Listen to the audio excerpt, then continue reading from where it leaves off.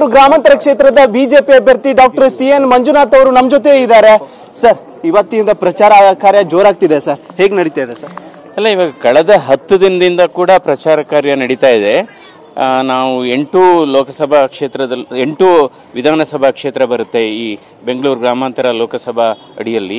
So ಈ 8 ವಿಧಾನಸಭಾ ಕ್ಷೇತ್ರದಲ್ಲೂ ಕೂಡ ನಾವು ಪ್ರಚಾರ ಪ್ರಾರಂಭ ಮಾಡಿದ್ದೇವೆ. ಉತ್ತಮವಾದಂಥ ಪ್ರತಿಕ್ರಿಯೆ ಬರ್ತಾ ಇದೆ. ಸೊ ಜನರು ಬಹಳ ಕಾತುರರಾಗಿದ್ದಾರೆ, ಜನರು ಆಶೀರ್ವಾದ ಮಾಡ್ತಾ ಇದ್ದಾರೆ. ಸೊ ಹೀಗಾಗಿ ಗೆಲುವಿನ ಆತ್ಮವಿಶ್ವಾಸ ದಿನೇ ದಿನೇ ಜಾಸ್ತಿ ಆಗ್ತಾ ಇದೆ ಸರ್.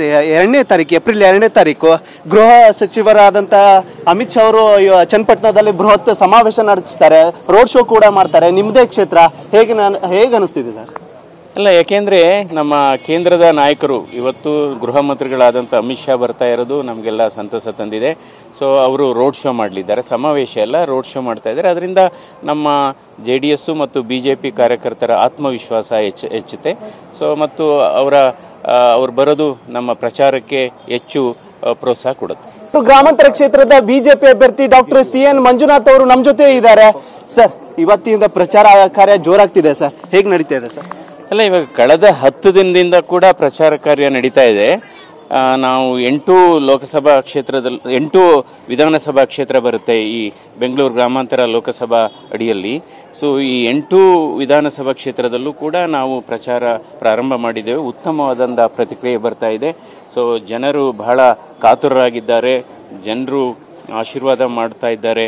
ಸೊ ಹೀಗಾಗಿ ಗೆಲುವಿನ ಆತ್ಮವಿಶ್ವಾಸ ದಿನೇ ದಿನೇ ಜಾಸ್ತಿ ಆಗ್ತಾ ಇದೆ ಸರ್.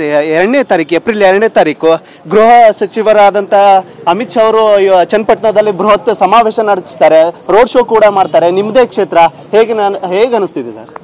ಅಲ್ಲ, ಯಾಕೆಂದರೆ ನಮ್ಮ ಕೇಂದ್ರದ ನಾಯಕರು ಇವತ್ತು ಗೃಹ ಮಂತ್ರಿಗಳಾದಂಥ ಅಮಿತ್ ಶಾ ಬರ್ತಾ ಇರೋದು ನಮಗೆಲ್ಲ ಸಂತಸ ತಂದಿದೆ. ಸೊ ಅವರು ರೋಡ್ ಶೋ ಮಾಡಲಿದ್ದಾರೆ, ಸಮಾವೇಶ ಎಲ್ಲ ರೋಡ್ ಶೋ ಮಾಡ್ತಾ ಇದ್ದಾರೆ. ಅದರಿಂದ ನಮ್ಮ JDS ಮತ್ತು BJP ಕಾರ್ಯಕರ್ತರ ಆತ್ಮವಿಶ್ವಾಸ ಹೆಚ್ಚುತ್ತೆ. ಸೊ ಮತ್ತು ಅವ್ರು ಬರೋದು ನಮ್ಮ ಪ್ರಚಾರಕ್ಕೆ ಹೆಚ್ಚು ಪ್ರೋತ್ಸಾಹ ಕೊಡುತ್ತೆ.